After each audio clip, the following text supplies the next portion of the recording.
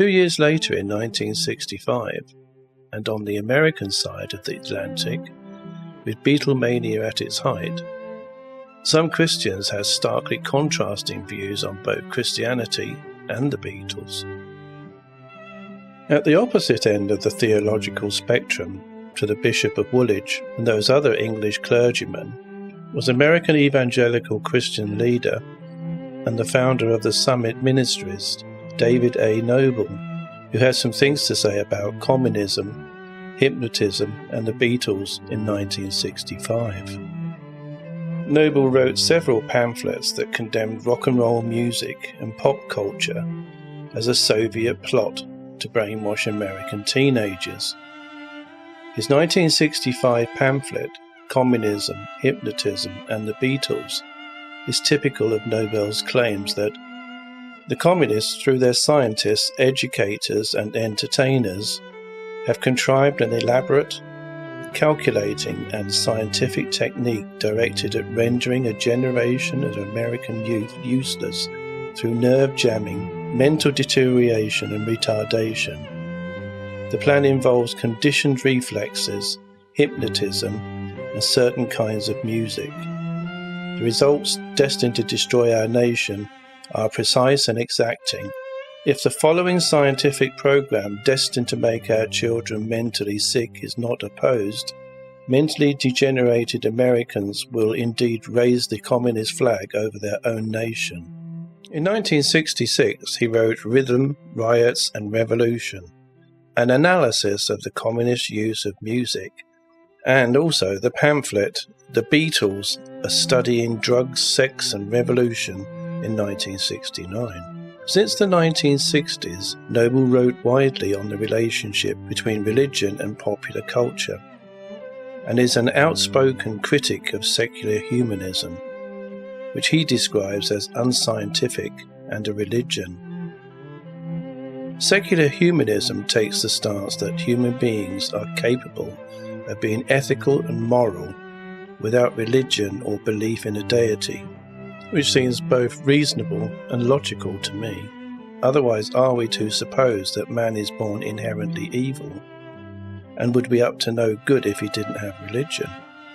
What about all those centuries of holy wars and religious conflict then?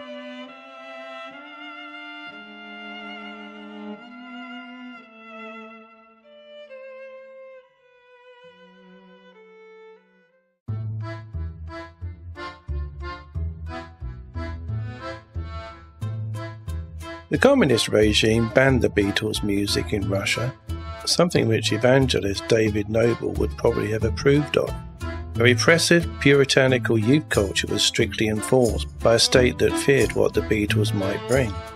Perhaps the Russians feared their country's youth would be hypnotized and rendered useless by those hypnotic Beatle beats, which David Noebel warned of. I'm joking, by the way.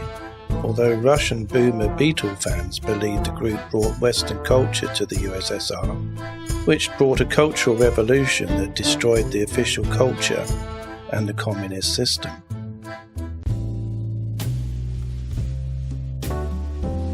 While all that religious soul-searching was going on in the Church of England, triggered by John A.T. Robinson's Honest to God book and ensuing debate, British church attendance numbers continued to decline. On the other side of the Atlantic, where the church's decline was not an issue, communism, hypnotism, and the Beatles' McCarthyism-like paranoia was bubbling away. It was against this backdrop that London's Evening Standard, in March 1966, ran a weekly series titled How Does a Beatle Live?, featuring John Lennon, Ringo Starr, George Harrison and Paul McCartney. The articles were written by Maureen Cleave, who chose to interview the band members individually for the Lifestyle series, rather than as a group. Lennon's article was published on the 4th of March 1966, and contained the quote, "We're more popular than Jesus now." Cleave didn't mention it in the interview that Lennon had been reading about religion at the time, namely the Passover plot, by British biblical scholar Hugh J.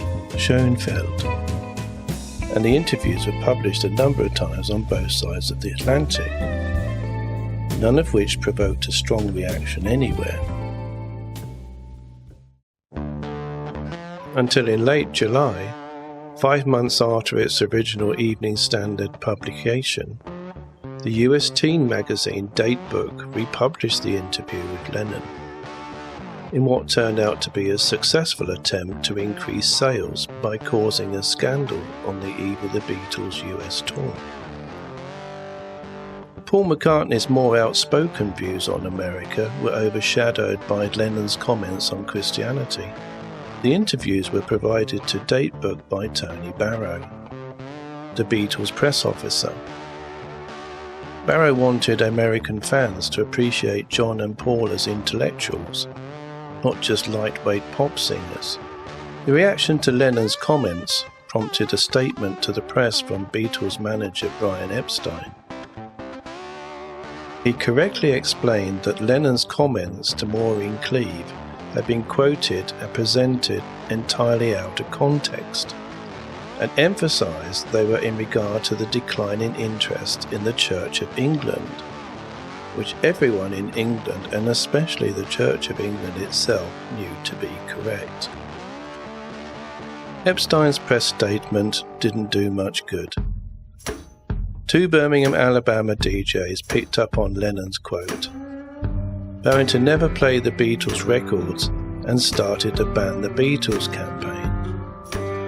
Beatles records were burnt, crushed and broken in the Bible Belt of the Deep South. And a group never to miss out on a good bonfire, the Ku Klux Klan got involved. The Beatles received telephone threats, and the Ku Klux Klan picketed their concerts in Washington, D.C. and Memphis, Tennessee.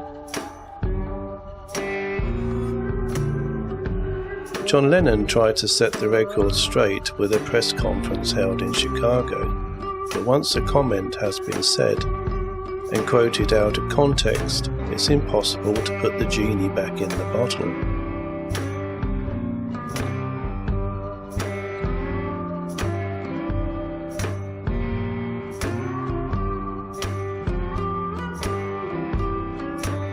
The Beatles played their last ever concert at San Francisco's Candlestick Park on August 29, 1966, but missed the young Christian folk who came to protest outside the stadium. The Fab Four belted out a final version of Little Richard's Long Tall Sally, and like the rock and roll genre itself, were gone for good.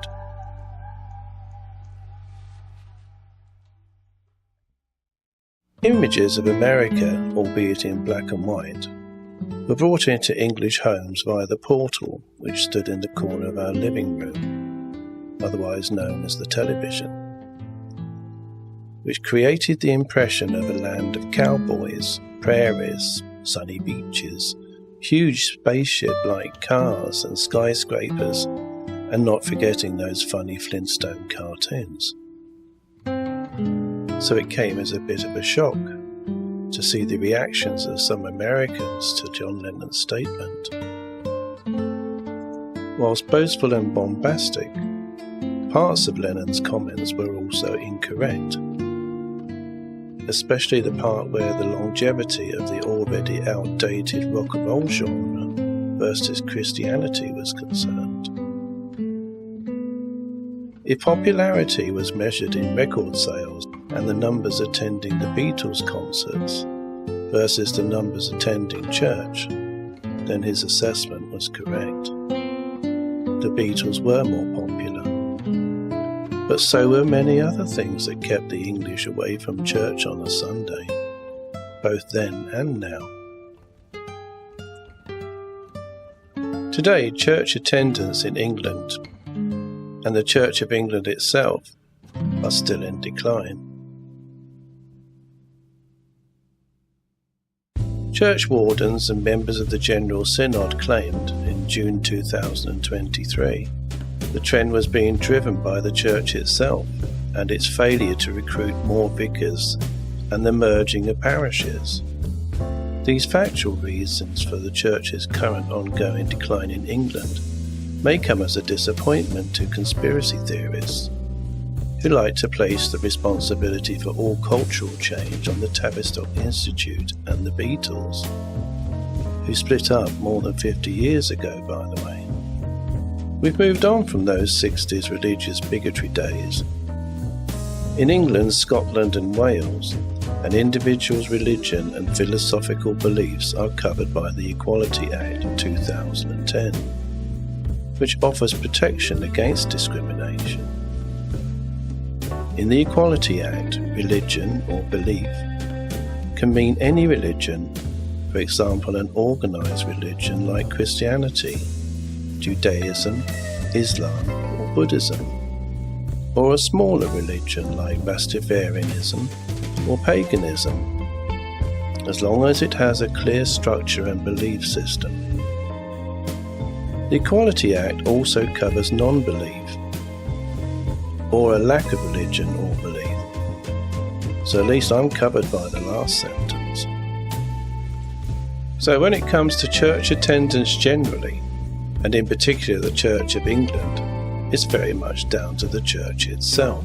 And no, despite being a fan of the Beatles, I wouldn't have changed my mind and gone to church, even if the Beatles had done a version of Come All Ye Faithful. Sorry, I am and was with the majority of the English on that one. Clearly, the press had a role to play in Lennon's more popular than Jesus controversy. The mainstream continues to talk in terms of pop idols, fan worship and rock gods. The music press even uses biblical terms when it comes to Paul McCartney, and the phenomenon of celebrity worship has become a recognised syndrome with correlation to poor mental health. The Beatles remain popular and have gained new generations of fans with each passing decade. And there is a stark contrast between 1959 and 1969. And those 50s unsatisfactory drab days the Reverend Brian Bird spoke of, and the psychedelic multicoloured kaleidoscope the Beatles brought to the world. How things would have turned out without the advent of the Beatles is open to conjecture. Would things really have been better if England's society had continued on the drab post-war 50s trajectory, where the working class would continue to know its place in the societal hierarchy, mind our P's and Q's, and doff our caps to our betters, where teenagers dressed and thought the same as their parents, and where jazz was predicted to be the music of the 60s decade by the established music press.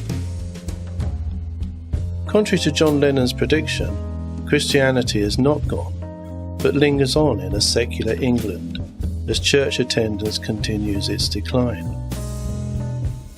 Quite what the church will do to make itself relevant, God knows.